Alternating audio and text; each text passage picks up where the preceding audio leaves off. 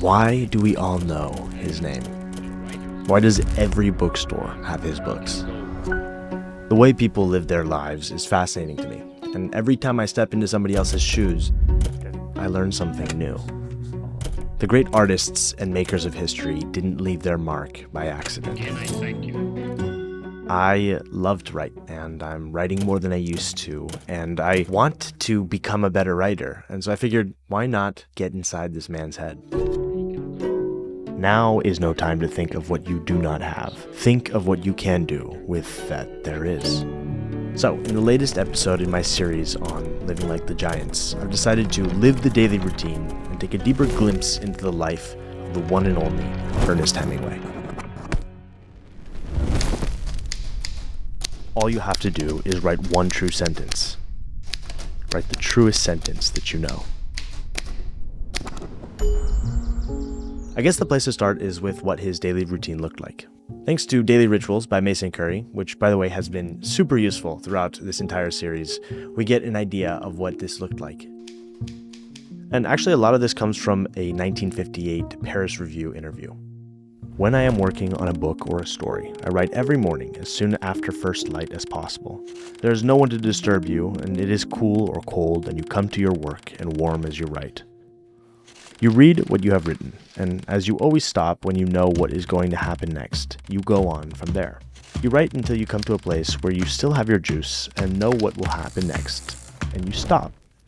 And try to live through until the next day when you hit it again.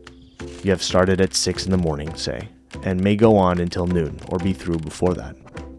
What I find really interesting about this routine is that it's built entirely around momentum. It's being very consistent, it's always having a place to easily pick up from, and then finishing off the day at a natural stopping point so that it's easy, once again, to pick up from there. I feel like this is very underrated because when you write, oftentimes you'll have bad days and it can get very demotivating and you want to stop. But if you have systems like this in place, it feels like it's a lot easier to create a daily habit out of it. When you stop, you are as empty, and at the same time, never empty, but filling, as when you have made love to someone you love. I find that line hilarious. He sounds like a writer. I'm excited to get going. I have never written with the typewriter before.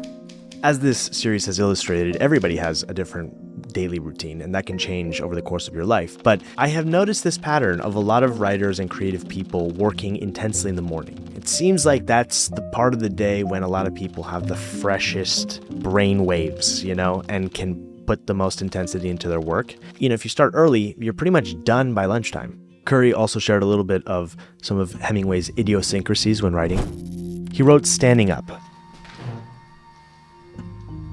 facing a chest-high bookshelf with a typewriter on the top, and on top of that, a wooden reading board.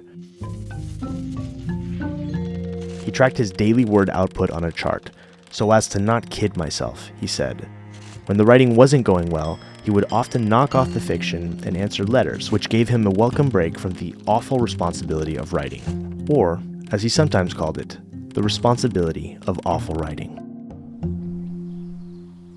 Okay, it is nearly noon, feeling like I'm arriving at a natural stopping point. This has been incredibly productive. I am so happy with what I've written so far today. What an amazing way to start the day. I've never worked with a typewriter before. It's a lot slower than working with the computer, but it's also so fun. There's so much direct feedback. I actually made the decision to not use my phone, so I put it away, and that also meant that I wrote without music, and I almost always write with music. And I actually really enjoyed not having easy distractions, text messages or emails coming in or anything else. I'm making an obscene amount of typos and spelling errors. Also, when you mistype on here, it's literally ink on the page. So this is a lot. It feels good to just hold this and look at this and be like, wow, I did this morning.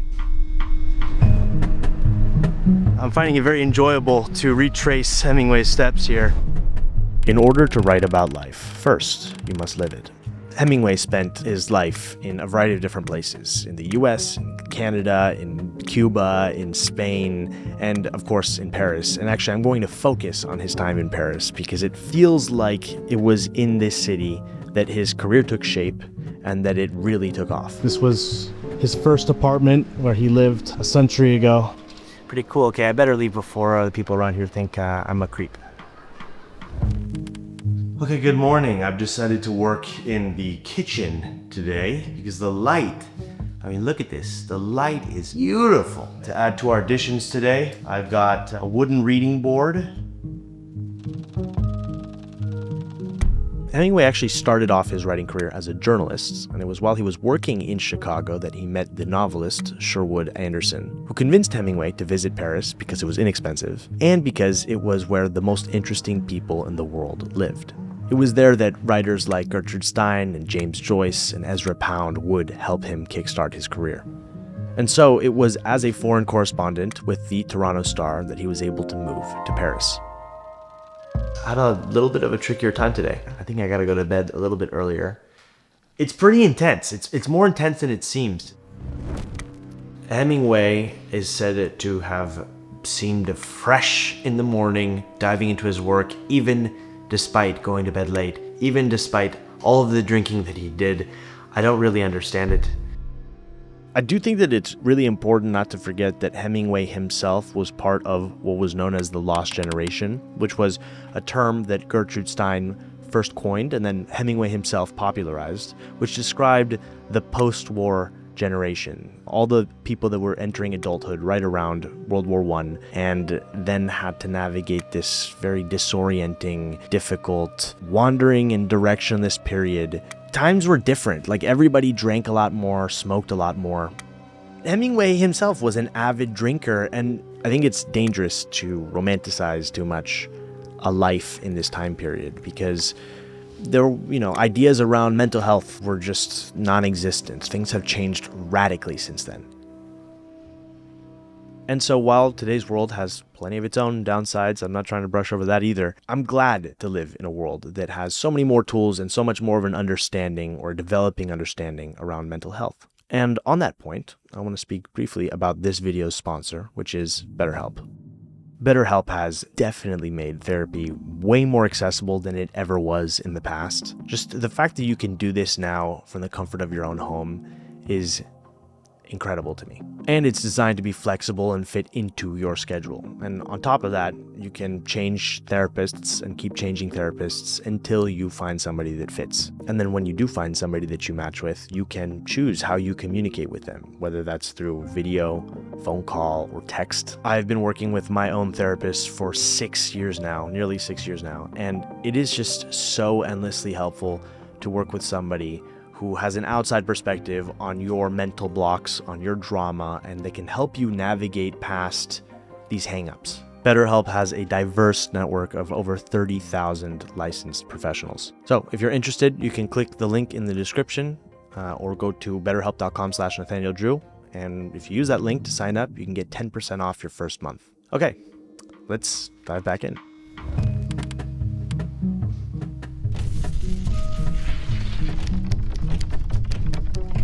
So I've taken a pause here to take stock of how these first 4 days are going in terms of output. I'm doing roughly 1,000 words a day. That says nothing of the quality of the words, obviously, but there's something about writing where you really just gotta put a lot of words out, or the way he put it, the first draft of anything is shit. Hemingway actually coined a writing technique of his own that was called, or that is called, the Iceberg Theory, or the theory of omission. And it's very simple. I mean, think of an iceberg, most of it's underwater, right? So what he would do in his writing is intentionally just focus on what's on the surface. Just as with an iceberg, just because you don't see most of it doesn't mean it isn't there. And so through his concise and simple writing, there's a whole other subtext. It's almost like as you read his words, you have to read between the lines as well, which gives the work layers, there's depth to it. I do not feel like I did very much quality writing, but I think days like this are inevitable.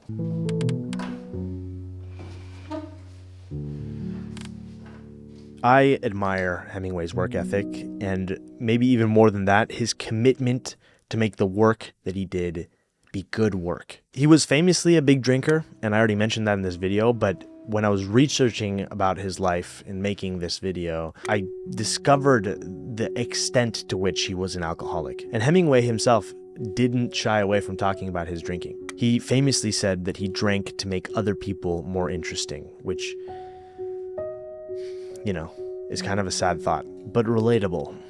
For some reason, great writing often goes hand in hand with alcoholism. Of the 6 Americans who had won the Nobel Prize for Literature by 1962, 5 were either heavy drinkers or full-blown alcoholics: William Faulkner, Eugene O'Neill, Sinclair Lewis, John Steinbeck, and Hemingway. And there is no doubt that the alcohol wrecked his body. He couldn't even stop despite doctors' orders. So, I thought about incorporating alcohol into this daily routine to put myself a little bit more in his shoes, but I ultimately decided not to because I barely drink, and I'm definitely not a functional alcoholic. And so if I tried to drink anywhere near what he would drink on a regular basis, no work done. There would be nothing, I wouldn't accomplish anything. And I just feel like that would sort of defeat the purpose of this experiment.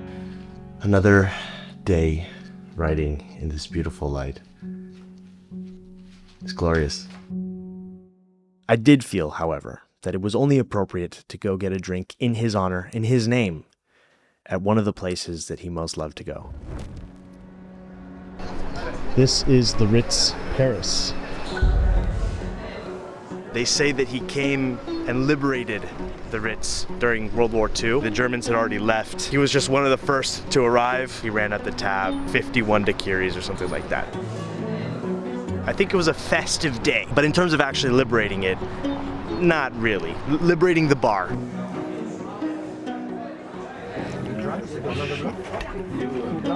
This is insane. Hemingway's life and his work are, for me, a reminder of the power of simple and concise language. His work has really impacted me. Ever since I read The Old Man and the Sea, I felt I had to do this. Cheers to Hemingway.